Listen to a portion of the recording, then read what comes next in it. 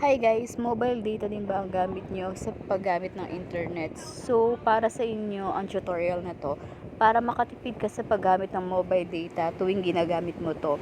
Usually, pag mobile data, mabilis talagang maubos. Pero dito sa tutorial na tuturo ko sa inyo is makakatipid kayo.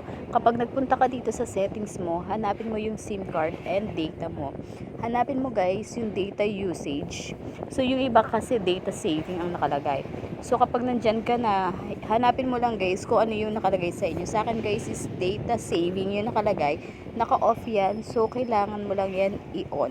Para kapag gumagamit ka ng data, hindi umaandar lahat ng apps mo na gumagamit ng data.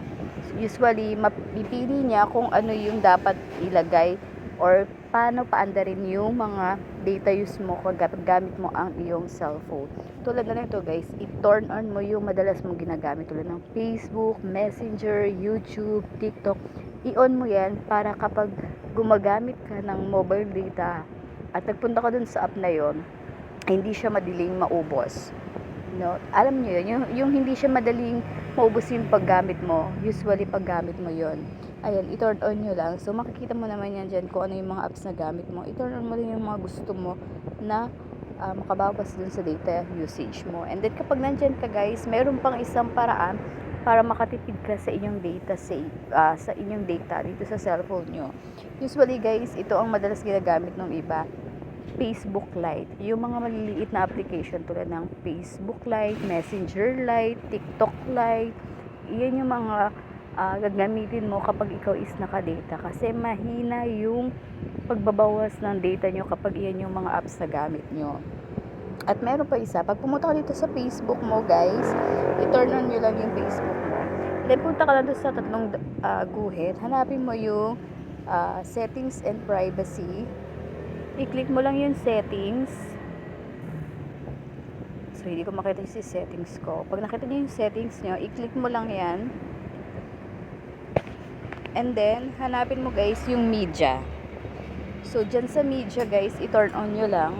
Tanggalin mo yung optimize guys. Ilagay mo yung data saver. I-click mo yung data saver dyan. Merong kahon dyan guys. I-click mo lang.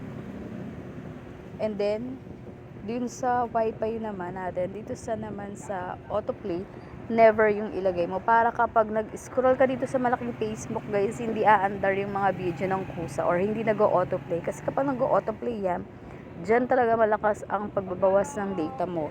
So, pag dito ka sa nag-Facebook, dito sa malaking Facebook, ayan guys, nakita nyo, naka-focus yung mga video. So, ganun din sa settings dito ng YouTube guys. Kung gumagamit ka rin ng YouTube at TikTok, at sa TikTok guys, punta ka lang dun sa inyong profile. Click mo lang yung profile mo dyan. And then yung tatlong guhit sa taas, i-click mo lang yan.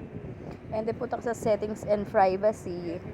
So, may data saving din dyan para matipid din yung paggamit mo ng data kung nagtitiktok ka. Ayan, hanapin mo lang dyan. Scroll nyo lang pataas. Ayan, nakita ko guys yung data saving. Ito. Ayan, saver. On nyo lang yan para kapag gumagamit ka ng TikTok, hindi rin ganun kalakas yung pagbabawas ng data mo. So, yan. Sa YouTube, guys, din meron din ganyan sa YouTube. So, kung gumagamit ka ng YouTube, hanapin mo lang din at nasa settings lang din yun upang makatipid kayo sa inyong data. Yun lang guys. Thank you for watching.